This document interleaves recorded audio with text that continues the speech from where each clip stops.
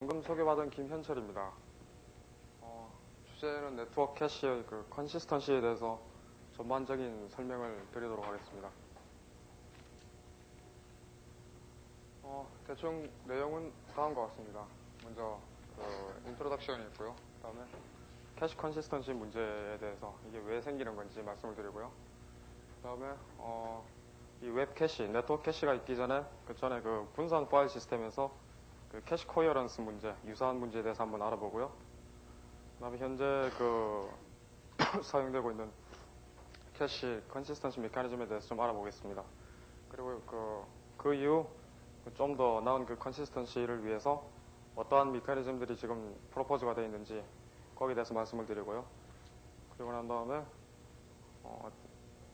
한 가지 대안으로 저희들이 연구하고 제시한 피어리딕 업데이트 팔러시에 대해서 간단하게 말씀을 드리고 결론을 맺도록 하겠습니다.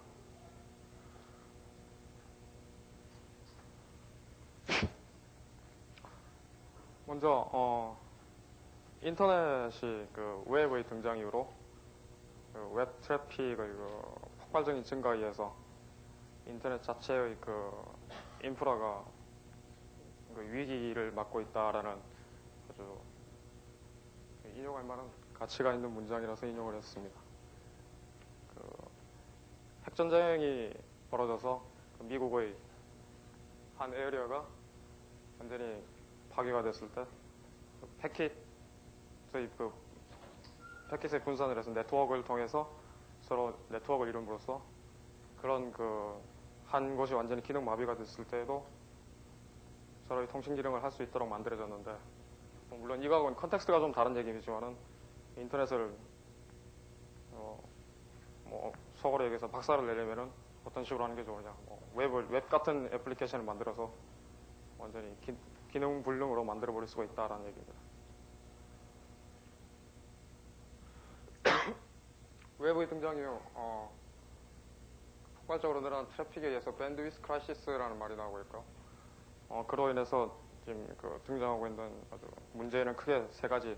네트워크가 오버로드 되고 있고요. 죄송합니다. 서버에 오버로드가 걸리고 있고, 그다음에 이로 인해서 사용자들이 어떤 다큐멘트를 요구하고 난 다음에 받기까지 걸리는 대기 시간이 길어지고 있다라는 겁니다. 결국 이거는 네트워크, 전체적으로 보면 네트워크의 바틀렉이고요. 그 다음에 만약에 넷스케이프 웹서버라든지 플레이보이 웹서버 같이 아주 많은 사람들이 요구를 하는 그런 곳에서는 서버 아키텍처의 자체의 한계에 의해서 바틀렉이 생기고 있습니다. 그래서 어떤 식으로 이 문제를 해결할 것인가라는 질문에서 가장 현재 주목받고 있는 솔루션이 캐시라고 알려져 있습니다. 그럼 네트워크 캐시라는 것은 네트워크 캐시를 사용한 정보 공유 모델은 보시는 바와 같습니다. 사용자와 네트워크의 사이에 이거는 그냥 개념적으로 그냥 분류를 한 거고요. 물론 사용자도 네트워크 안에 마이그레이션을 시킬 수가 있습니다만 중간의 개념에 캐시라는 템포러리 스토리지를 두어서 네트워크로 일일이 사용자들이 요구한 정보를 재전송하지 않고 캐시해서 알아서 해주는, 재전송 횟수를 많이 줄여주는 그런 기능을 하고 있고요. 이러한 캐싱 기능을 좀 더 지능적으로 함으로써 불필요한 대역폭의 낭비를 큰 폭으로 줄일 수가 있다라는 그런 얘기입니다. 캐시 퍼포먼스는 크게 크라이테리아가 세 가지로 말씀을 드릴 수가 있습니다. 하나는 히트 레이시오죠. 그러니까 이 히트 레이시오는 크게 넘버 오브 액세스 카운트로 주어질 수가 있고, 그다음에 사용자가 요구해서 받은 총 트래픽 양의 바이트 수로도 표시를 할 수가 있습니다. 그다음에 그러니까 히트 레이시오가 만약에 한 50%다, 70%다, 80%다라는 것도 이 캐시가 얼마만큼 밴드위스 세이빙을 하고 있느냐라는 것을 잘 얘기를 해줄 수가 있고요. 다음에는 사용자들이 대기를, 그러니까 다큐멘트 하나씩 요구를 할 때마다 어느 정도 시간을 기다려야 하느냐, 라는 것도 중요한 겁니다. 그리고 이거는 그 퍼포먼스 매트릭이라기보다는 일종의 그 컨스트레인트라고 말씀을 드릴 수가 있겠는데, 캐시 안에 들어있는 그 자료들이 얼마만큼 믿을 수가 있는 것인가. 그러니까 만약에 그 선사의 홈페이지에 있는 그 자료를 캐싱을 하고 있는데, 이 캐시에 있는 자료랑 그 선사의 그 오리지널 웹 서버에 있는 자료랑 과연 일치를 얼마만큼 할 수 있는 것인가라는, 이거는 좀 민감한 이슈라고 볼 수가 있겠습니다. 데이터의 퀄리티라고도 말씀을 드릴 수가 있겠죠. 그리고 이런 그 현재 세 가지의 퍼포먼스 매트릭을 놓고 볼 때 그 퍼포먼스들을 적절하게 튜닝할 수 있는 여러 가지 그 튜닝하게 하는 그 여러 가지 그 일련의 뭐 전략들이라고 볼 수가 있겠죠. 그래서 캐싱 팔러시라고 말씀을 드릴 수가 있겠습니다.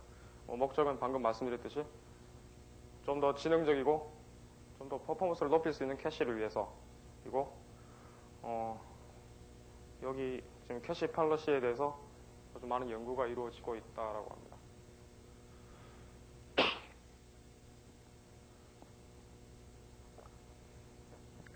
캐시 컨시스턴시에 대해서 말씀을 드리겠습니다. 캐시는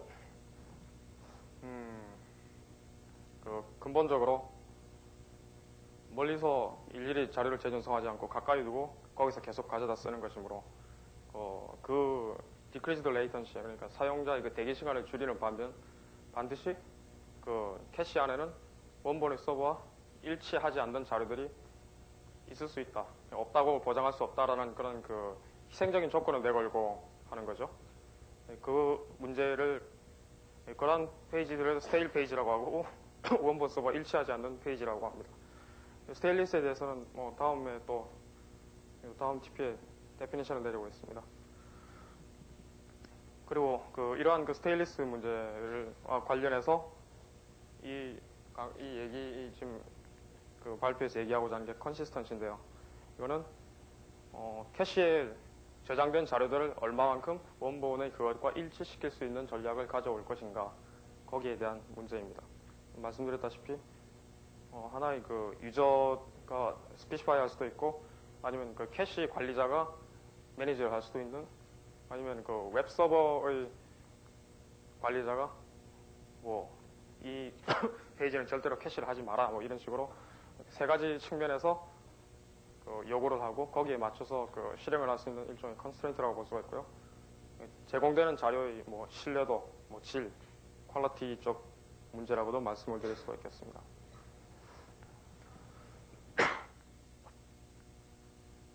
문장이 좀 많은데 여기에 대해서는 그냥 볼드로 표시된 것만 잠깐 보시면 될 것 같습니다. last good time이라는 것은 캐시에 저장되어 있는 자료가 캐시에 저장되어 있는 자료와 오리지널 웹 서버, 원본을 제공하는 웹 서버와 자료가 일치했던 뭐 마지막 시간이라고 얘기를 할 때, 스테인리스라는 것은 last good time로부터 얼마만큼의 시간이 지났는가라는 뭐 그렇게 데피니션을 내릴 수가 있겠습니다. 뭐 이번 얘기에서 별로 그렇게 중요한 얘기는 아니지만 그냥 알아두시면 도움이 될 것 같아서 적어놨습니다. 그러니까 오리지널 웹 서버에 있는 페이지가 전혀 바뀌지 않았을 때 캐시에 있는 자료와 캐시에 있는 저장된 자료의 스테일리스는 제로라고 말씀을 드릴 수가 있겠습니다.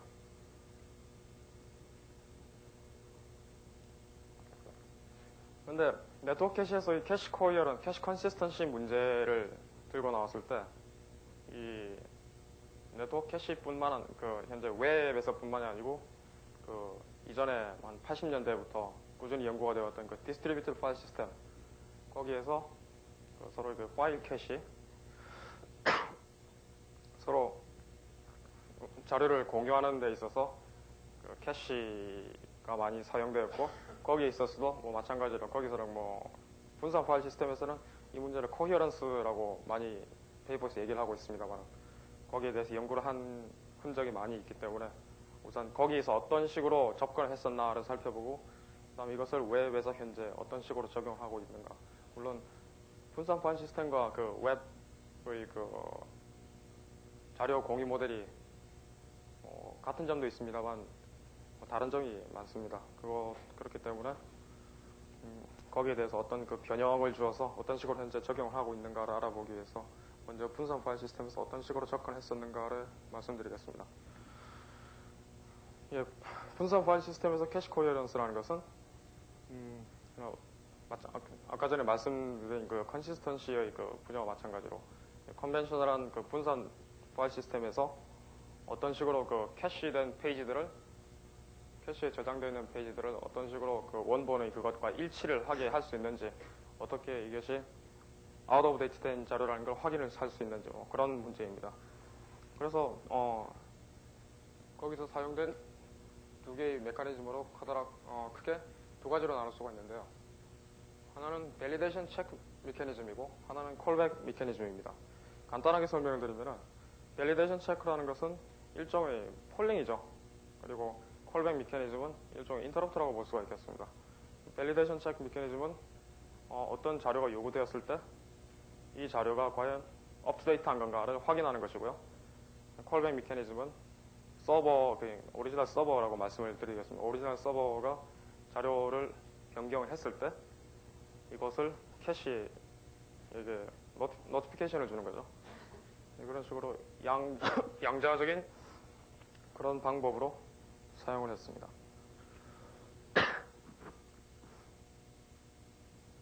먼저 첫 번째 밸리데이션 체크 메커니즘의 프로시저라고 말씀을 드릴 수가 있겠죠. 우선 페이지를 캐시를 해왔을 때 거기에 타임스탬프를 찍습니다. 타임스탬프라는 건 하나의 이건 파일 사이즈로도 할 수가 있을 거고, 타임스탬프라는 건 하나의 그냥 디테일한 그냥 임플먼테이션이고, 페이지를 가져올 때 어떤 표시를 하고요. 그 다음에 그 캐시된 페이지가 다른 클라이언트로부터 재차 요구되었을 때 이것이 과연 밸리드한 오브젝트인가를 원본을 지닌 서버에게 확인하는 절차를 가집니다. 그런데 매번 하는 것이 제일 확실하긴 하겠지만은 그 퍼포먼스를 위해서 일정한 주기를 둬서 확인을 하는 방법을 사용을 하고 있습니다. 주로 대표적인 것으로 썬의 NFS 시스템이 있고요. 그 다음에 이거는 약간 다른 얘기인데 맨 밑에 미러라는 것은 미러 프로그램이죠. 미러링 할 때 여기에서 더 굳이 카테고라이제이션을 하자면은 주기적으로 복제된 파일 시스템 전체를 파일 사이즈랑 업데이트된 데이트 날짜의 두 개의 키를 가지고 확인을 하는 거죠. 그리고 다른 파일이 생기면은 그것을 다시 카피하고 그런 식으로 하는 겁니다.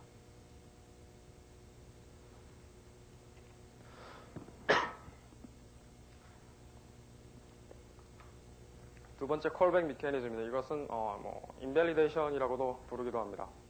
이거는 콜백 메커니즘으로 해가지고 서버에서 캐시에게 변경되었을 때 노티피케이션을 보내주는 메커니즘이죠. 근데 이 방법의 문제점은 네트워크 페일러에 있어서 아주 영향을 크게 많이 받는다라는 점이죠. 콜백을 프로미스를 보내줬는데 네트워크가 맛이 가가지고 그걸 못 받았다라든지 그런 환경에서는 아주 위험하죠. 그래서 타이틀리 커플된 네트워크라든지 아니면은 아주 가까운 네트워크로 안정성 있는 네트워크로 연결된 시스템들끼리는 어느 정도 효과가 상당히 클 것으로 예상이 됩니다만은 현재 인터넷과 같이 아주 스케일러블하고요. 스케일이 크고요. 그다음에 네트워크의 커넥티비티에 대해서 개런티를 할 수 없는 그런 환경에서는 별로 그렇게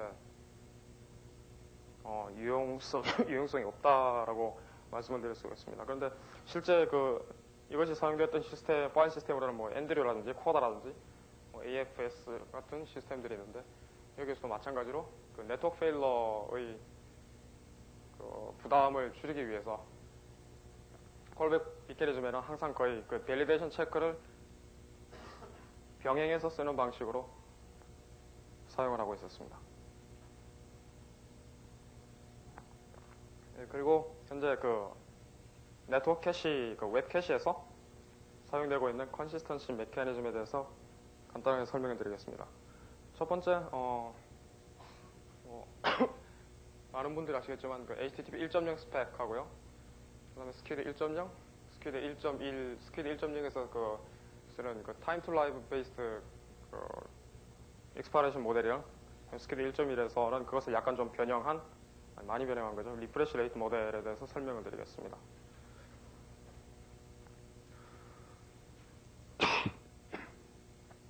HTTP 1.0 스펙에서는 그러니까 뭐 캐시라기보다는 그 자료의 그 컨시스턴시 쪽에서 그 유연함을 그 초기에 고려를 해가지고 몇 가지 헤더를 좀 만들어 놨습니다.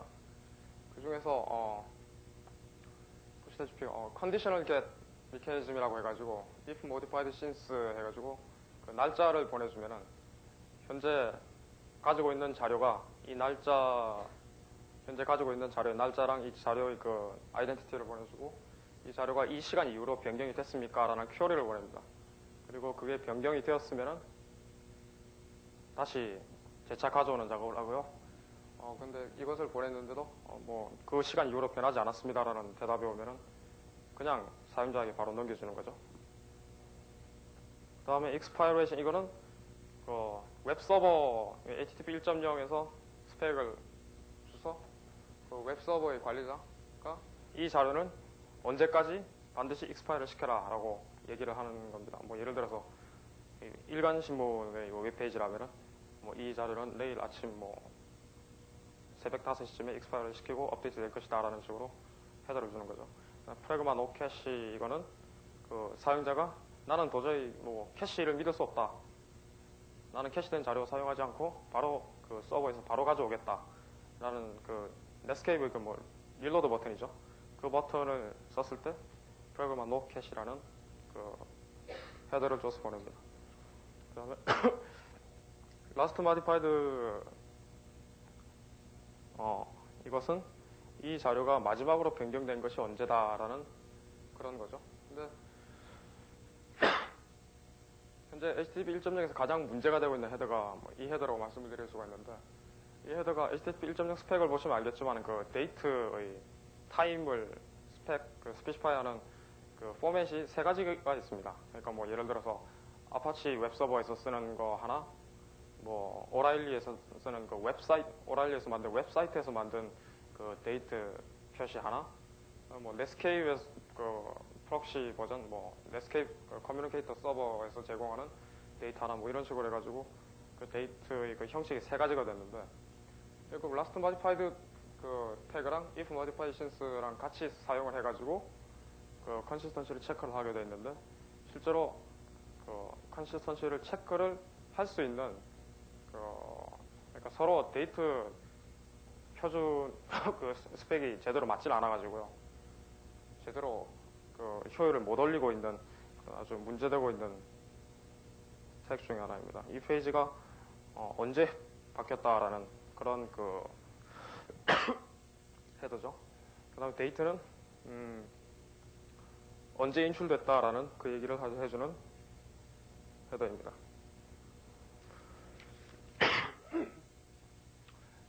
다음 스퀴드 1.0 그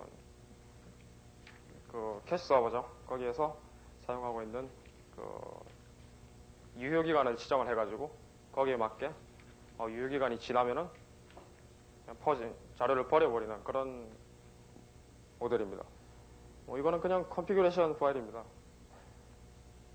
다 보시면 아시겠지만 이건 뭐 유닉스에 사용하는 레귤러 익스프레션으로 파일들의 종류를 해가지고요. 뭐 간단히 설명드리면 FTP 한 오브젝트들은 일주일 정도를 저장을 해놔라. 그림 파일들은 뭐 이틀 해놔라.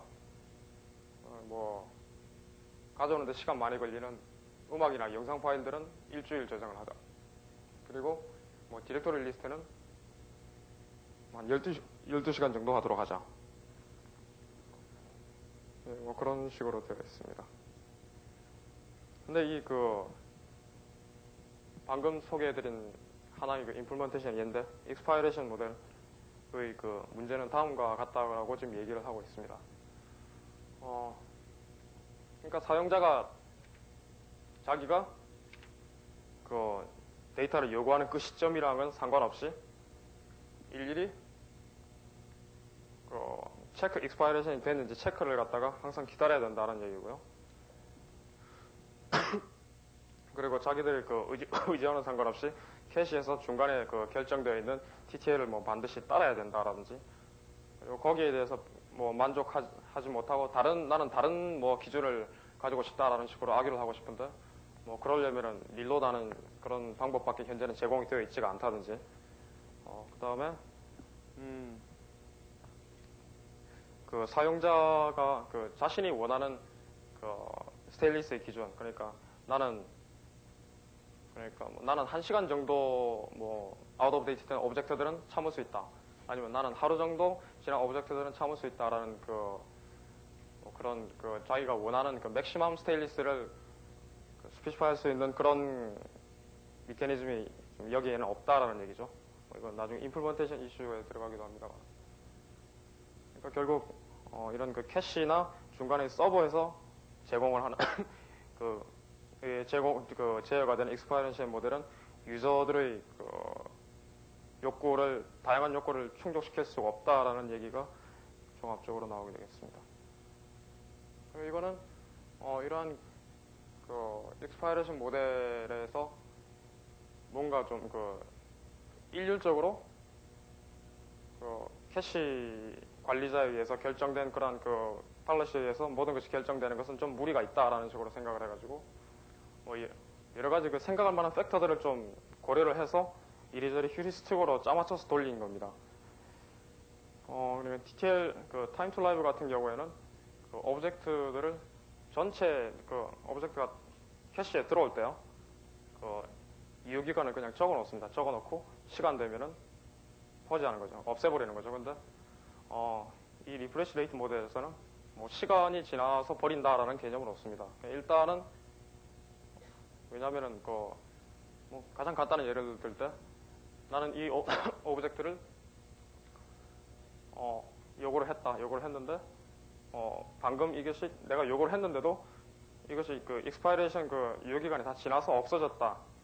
이거는 뭔가 좀 무리가 있지 않느냐라는 생각에서 뭐 익스파이레이션 시간이 지나도 그대로 남겨두고 재차 요구를 했을 때 이것이 원본 서버와 같은가 다른가를 자료를 비교를 먼저 해가지고 그 판단에 따라가지고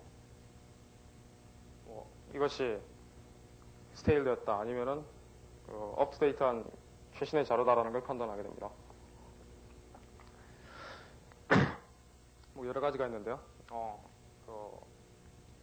밑에 클라이언트 맥스 에이지라는 것이 있죠. 이거는 아까 전에 말씀드린 사용자가 요구할 수 있는 나는 뭐 이 정도 이상 넘어간 스테인리스는 못 참는다라는 걸 주장하는 거고요.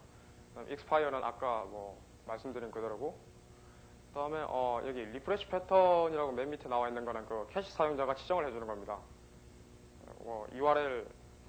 죄송합니다. URL을 표시를 하고요. 그다음에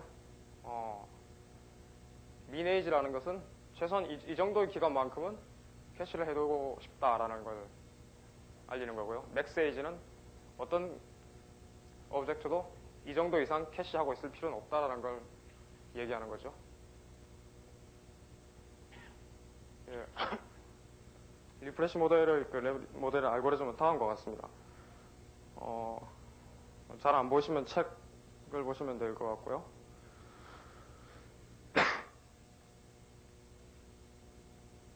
보면은 메뉴에서 체크를 하는 것이 클라이언트를 사용하는 유저들의 요구사항입니다. 그거부터 체크를 하고요. 그리고 난 다음에 두 번째의 프라이오리티가 주어지는 게 뭐냐면은 캐시 관리자의 의도입니다. 그리고 세 번째로 주어지는 것이 익스파이어 데이트죠. 이거는 원본 서버 제공자가 제공하는 헤더인데, 결국 여기서 보면은 사용자의 요구사항을 가장 첫째로 프라이오리티를 주고 있고요. 두 번째로는 캐시 운영자의 요구를 하고 있고, 세 번째로 마지막이 제일 중요해요. 마지막으로 정보를 제공하는 사람의 의도를 반영을 하고 있습니다. 근데 지금 현재 가장 문제가 많고 있는 게 두 번째, 세 번째죠.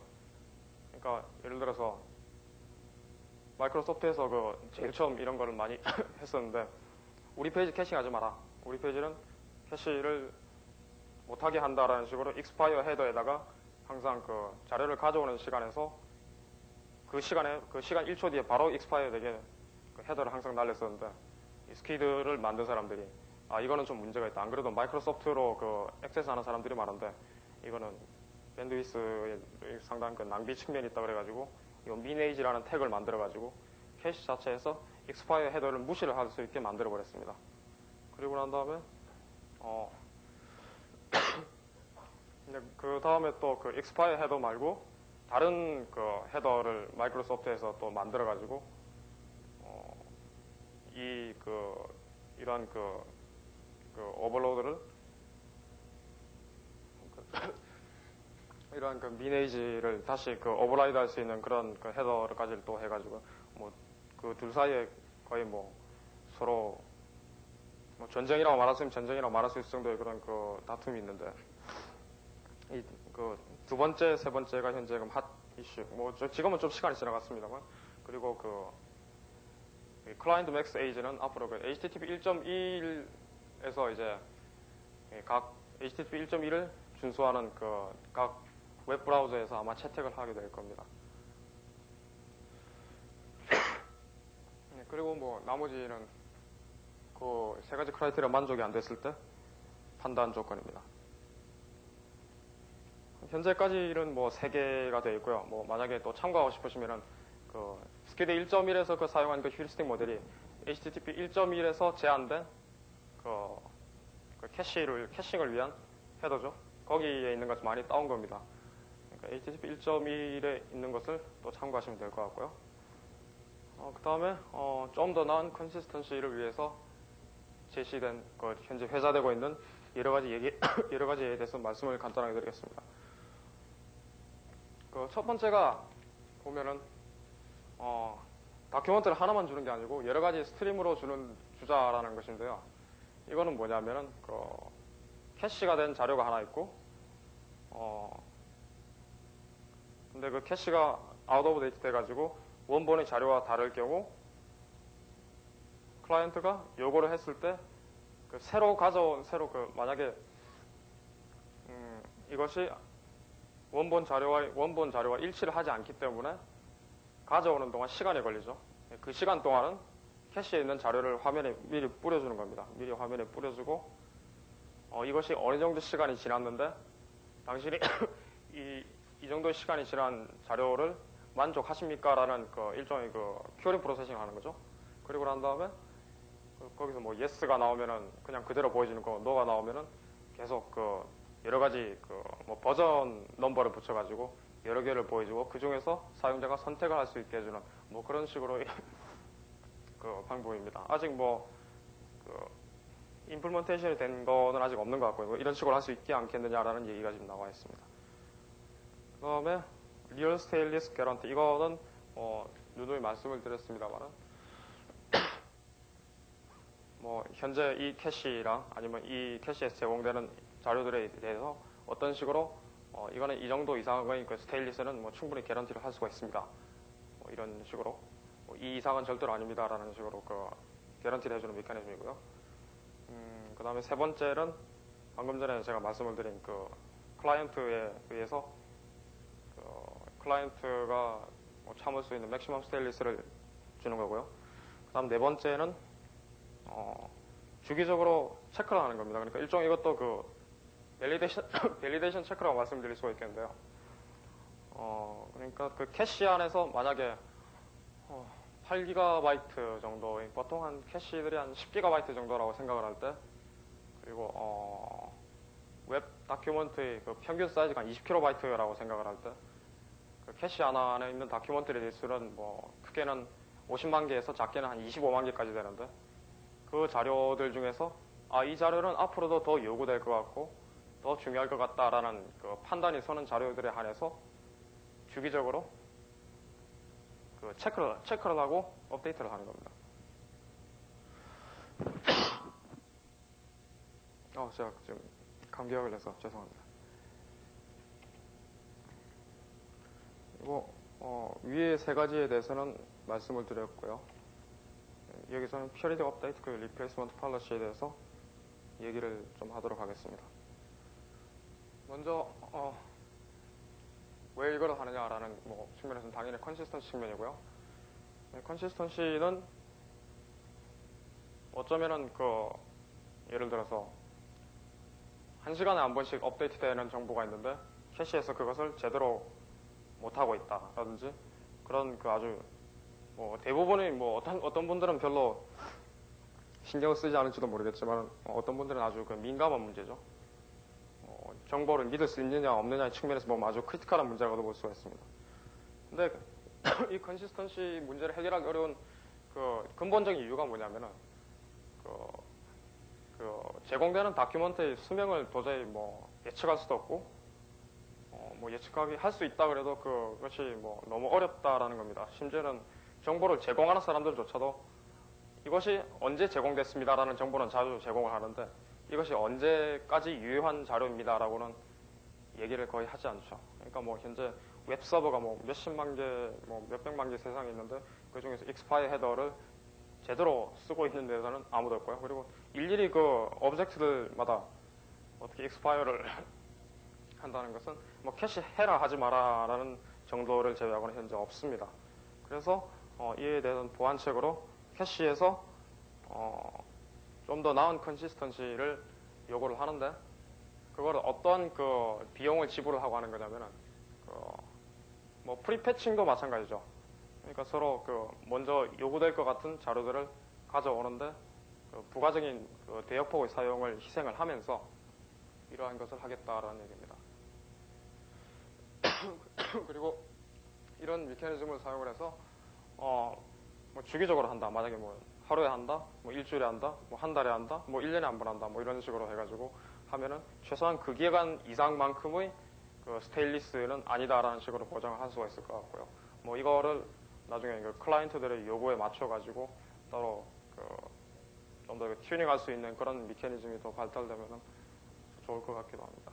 그리고 이것은 일종의 미러링 얘기라고도 말씀을 드릴 수가 있는데 아까 전에 말씀드린 주기적으로 체크를 해서 한다라는 거죠. 이것은 비동기적 리플리케이션을 캐싱에 어느 정도 도입을 한 방법이라고 말씀을 드릴 수가 있겠습니다. 그러면 중요한 것은 중요한 데이터들을 잡아서 periodic replacement 그러니까 주기적으로 업데이트를 한다라고 할 때 그럼 과연 중요한 데이터가 뭐냐라는 질문이 나오는데요. 그 중요한 데이터라는 것이 뭐냐라는 것을 알기 위해서 캐시에 걸리는 요구들의 패턴 분석이죠. 그런 작업이 좀 필요했습니다. 데이터는 보시는 바와 같고요. 저희 SA랩, 카이스트 SA랩 캐시에서 일주일 동안 116만 개의 리퀘스트에다가 한 19기가 정도의 자료들을 바탕으로 해서 조사를 했습니다. 근데 총 40만 개의 URL에 116만 개의 리퀘스트가 들어왔고요. 분석한 자료들은 다음과 같습니다. 여기서 가장 중요한 거는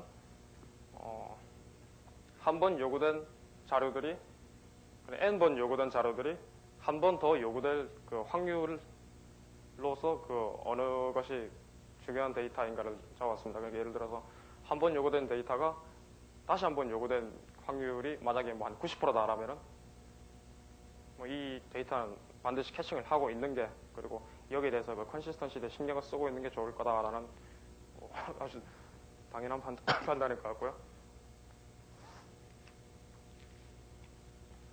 이거는 전체 그냥 참고하십시오. 40만 개 URL 중에서 과연 어느 정도 요구됐는가라는 겁니다. 그래서 전체 40만 개의 URL 중에서 단 한 번밖에 요구되지 않은 단 한 번만 요구된 자료들이 67% 정도를 차지하고 있고 이건 개수로 따진 겁니다. 그리고 2회 이상 요구된 그러니까 캐시한 보람을 느끼게 한 그런 URL들은 한 33% 정도밖에 되지 않는다라는 얘기죠.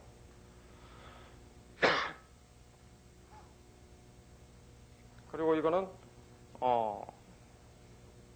그 URL들을 그러니까 1회 요구된 전체 리퀘스트 전체 그 받은 요구들의 그 퍼센티지인데요. 한 번 요구받은 URL로 집중된 횟수하고요.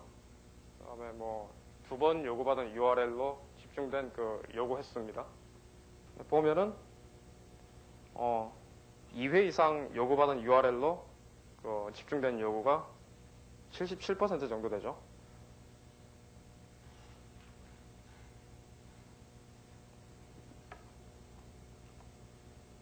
그러니까 이 33%를 차지하는 이 URL들에게 전체의 77%의 요구가 집중되었다라는 얘기를 하고요. 이거는 이러한 그 상황에서는 캐싱이 정말 효과가 있을 거라는 것을 얘기를 해주고 있습니다.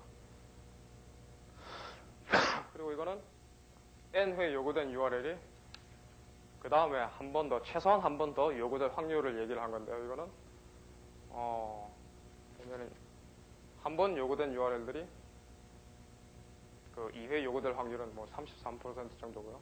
그 다음에 두 번, 그러니까 한 번 요구되고 캐시된 걸 한 번 더 쓴 그 2회 요구된 URL들이 한 번 더 요구될 확률은 한 55% 정도. 이런 식으로 쭉 올라가는 거죠. 그러니까 요구된 횟수가 많을수록 뭐 당연한 얘기겠지만 요구된 횟수가 많을수록 점점 더 그 URL로 집중되는 그 요구도는 높아져 간다라고 말씀을 드릴 수가 있겠습니다. 그러니까 뭐가 중요한가라는 그 어떤 오브젝트가 중요한 오브젝트인가라는 그런 질문에는 뭐 최소한 2회 이상 요구된 자료들이 중요하겠죠. 그런데 그 캐시를 피어리딕 업데이트를 주기적으로 업데이트를 하고 싶은데 만약에 그 새로 업데이트를 하면서 이것이 현재 그 아웃 오브 데이트 된 그 시간이 지난 원본 서버와는 다른 자료입니다라고 확인을 하고 새로 가져오는 그 코스트가 많이 들 경우에는 뭐 쭉 봐가지고 한 7회 이상 요구된 자료들에 대해서만 그걸 수용을 한다든지 그리고 그 코스트가 적을 때는 뭐 2회 이상 요구된 자료들에 대해서 확인을 한다든지 뭐 그런 식으로 뭐 임플리먼테이션을 바꿀 수는 있을 것 같습니다. 결과입니다.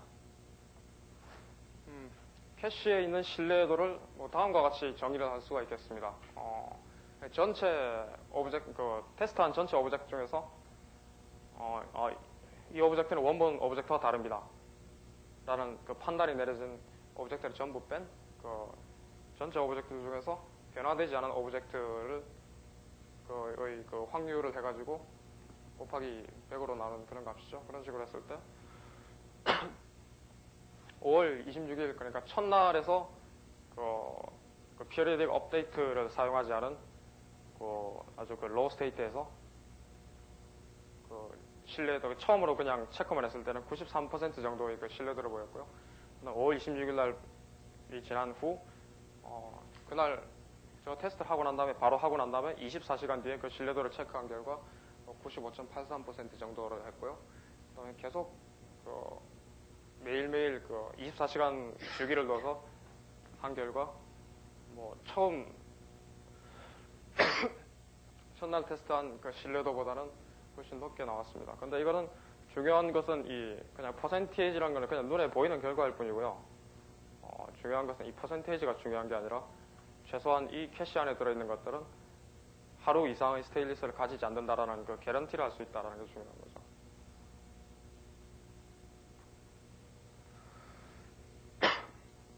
예, 그럼 간단하게 결론에 들어가도록 하겠습니다. 캐시 컨시스턴시는 그 캐시의 그 스테일리스 문제고요. 스테일리스라는 그 위험 부담을 가지고 좀 더 빠른 정보 제공 시간을 할애를 하는 거죠. 그리고 이것은 그 데이터의 그 제공되는 정보의 질이고 신뢰도 그리고 컨스트레인트이기도 합니다. 그다음에 현재 이때까지 뭐 디스트리뷰터 파일 시스템이라든지 뭐 웹 캐시에서 이때까지 사용되고 제시된 여러 가지 컨시스턴시를 위한 미케니즘들은 뭐 부르기 나름이겠지만 뭐 밸리데이션 체크 폴링 하는 거죠. 그 다음에 콜백 미케니즘, 인밸리데이션 해주는 거고, 그 다음에 익스파이레이션, 아까 그 TTL 모델 하고요. 그 다음에 그 휴리스틱을 사용한 그 스캐드 1.1의 리프레시 레이트 모델 하고요. 그리고 난 다음에 그 어싱크로너스 리플리케이션에서 그 뭐 미러링에서 사용을 하는 주기적으로 확인을 하고 업데이트를 해주는 그런 게 있습니다. 그리고 현재 뭐 굳이 컨시스턴시 쪽 이슈라고 말씀드리기가 좀 그런 게, 뭐 전체적으로 이러한 이슈가 있는데, 이제 컨시스턴시 쪽에 관해서 간단하게 좀 말씀을 드려보면은, 현재 피어리틱 리플레이스먼트에서 말씀을 드렸을 어싱크로너스 리플리케이션의 도입이죠. 그리고 뭐 프리패칭. 그러니까 마찬가지로 거기에서는 어떤 휴리스틱을 쓰느냐의 차이도 있겠지만, 물론 자료들이 요구된 자료들의 요구된 패턴들을 전부 그래프로 만들어 가지고 어떤 휴리스틱에 의해서 뭐 프리딕티브 프리패칭을 한다든지, 아니면 뭐 좀 더 인텔리전트한 프로세싱을 써서 사용자의 요구 패턴을 예측을 하는, 항상 그런 식이었죠 이때까지. 뭐 어떤 코스트 세이빙을 하기 위해서는 어떤 식으로 앞으로 예측을 할 것인가라는 건데, 뭐 현재까지는 과연 이것이 어느 정도의 트레이드업이 있을까라는, 그러니까 너무 많은 코스트를 지불을 하고 그럴 필요는 없지 않느냐라는 생각으로 프리패칭에 대해서는 아직 그렇게 연구가 활발하진 않은 상태입니다. 뭐 기존 OS라든지 그런 파일 시스템에서 사용되던 그 정도를 그냥 가져와서 도입하고 있는 정도고요. 앞으로는 캐싱이라는 에어리어랑 리플리케이션이라는 에어리어. 왜냐하면은 자료들 자체가 거대해져 가고 있고요. 웹에서 지금 현재 보면은 캐시에서는 캐시의 디스크 공간이 기껏 해봐야 한 10GB 정도밖에 되지 않고 사용자들이 많기 때문에 대충 볼 때 10MB 이상의 자료들은 전혀 캐시를 하지 않고 있습니다. 그러니까 예를 들어서 요즘 넷스케이프 내비게이터가 커뮤니케이터가 한 프로페셔널 버전이 15메가 정도다 라면은 일일이 가져오는 거죠. 왜냐하면 10메가 넘으니까. 그럼 그거는 기계에서 셋업을 하기 나름인데, 그 자료들에 대해서는 전혀 고려를 하지 않고 그냥 버리는 식으로 하고 있습니다. 그러니까 넷스케이프 같이 커뮤니케이터 같이 인기 있는 제품들 일일이 다 가져와야 되는 거죠. 15메가씩이나 되는 거. 이런 대용량의 자료들을 앞으로 어떤 식으로 해결을 해야 될 것인가라는 그런 큰 이슈가 있고요. 그래서 캐싱이라는 에어리어가 크기가 작은 아주 많은 자료들 중에서 아주 인기가 있는 스코프를 줄여서 아주 자주 요구되는 자료들만을 요구하는 것이라면은, 리플리케이션이라는 것은 에어리어랑 아주 한번 옮기는 데 드는 코스트가 아주 많이 들고요. 그 다음에 옮기는 데 드는 코스트가 많이 들고, 어느 정도 이러한 유명한 자료들, 필요한 자료들 미리 예측을 해가지고 어느 정도 휴리스틱을 줘서 미리 이동을 시켜주는 거죠. 그러니까 서로 양면의 얼굴들을 가지고 있는데, 이러한 캐싱과 리플리케이션을 어떤 식으로 마이그레이션 시킬 수 있느냐 하는 것이 지금 가장 큰 이슈라고 볼 수가 있고요. 그 다음에 앞에서 발표하신 분들도 말씀을 하셨는데, 캐시 네트워크이죠. 그러니까 캐시가 하나뿐 아니고 여러 개 있을 때, 페어런트 캐시가 있고 차일드 캐시가 있고 그럴 때, 캐시들 간의 그러니까 캐시 A가 나는 이런 식으로 컨시스턴시를 체크하겠다. 그러니까 나는 하루 정도의 맥시멈 스테일리스 개런티를 주고, 또 옆에는 이틀 정도의 맥시멈 스테일리스 개런티를 주고, 또 페런트는 4월 정도의 맥시멈 스테일리스 개런티를 줬을 때 하루짜리를 주고, 그러니까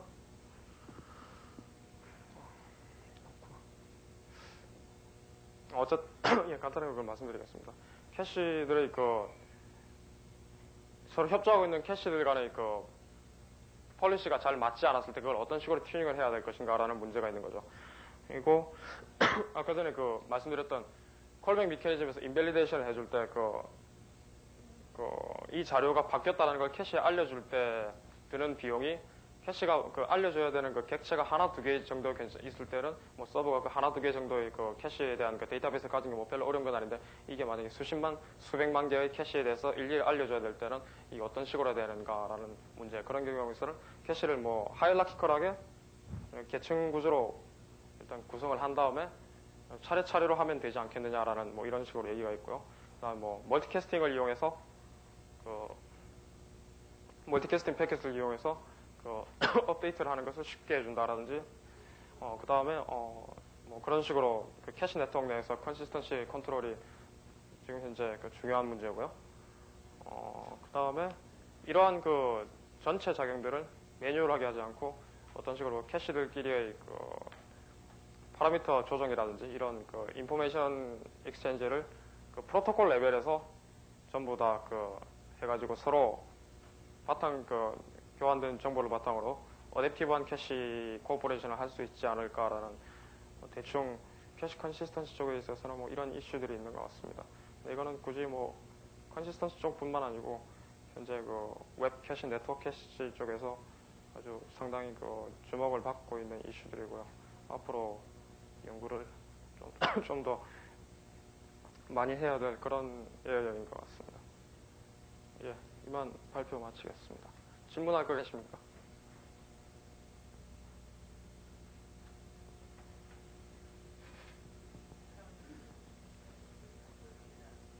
마이크를 사용해 주시면 감사하겠습니다.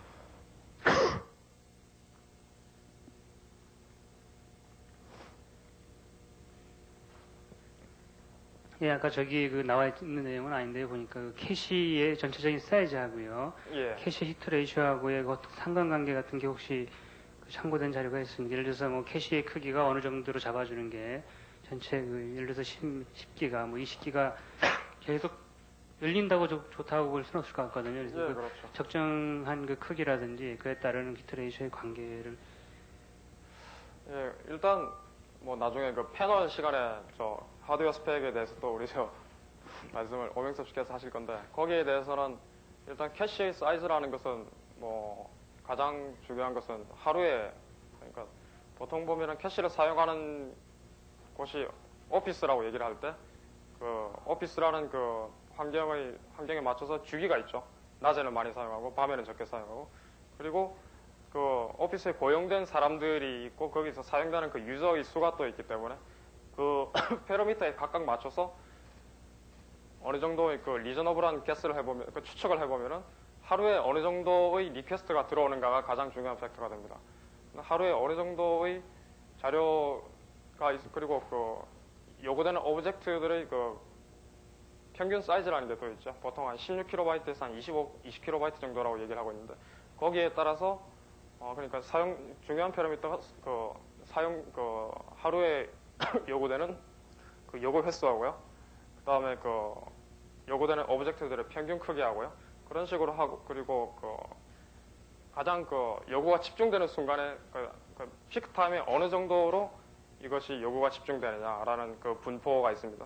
그 한 3개 정도의 분포를 했을 때 일단 그 피크 타임 그 퍼포먼스가 중요한 것이 일단 메모리 쪽 문제고요. 그리고 난 다음에 피크타임 퍼포먼스 중요한 건 그 램 문제고 그 다음에 전체적인 사이즈 그 요구 횟수와 그 평균 사이즈에 따라서 디스크 사이즈가 결정이 됩니다. 근데 저희들 경험으로 대충 보면은 IP 근데 사용자들의 그 수를 또 헤아리기가 힘든 게 전체 그 프로토콜에서 현재 제공하는 그 TCP/IP 프로토콜에서 제공하는 보통 보면 그 유저의 아이덴티티까지는 제공을 하지 않고 대부분 보면은 그 IP 개수로만 측정을 하고 있는데 뭐 대충 한 곱하기 10을 하면은 되지 않을까라는 그 이상은 안 된다라는 가정을 해볼 때 IP 개수가 한 7, 800개 정도로 된다고 생각을 하고 리퀘스트 횟수가 하루에 한 2, 30만 개 정도로 된다고 생각을 하면요.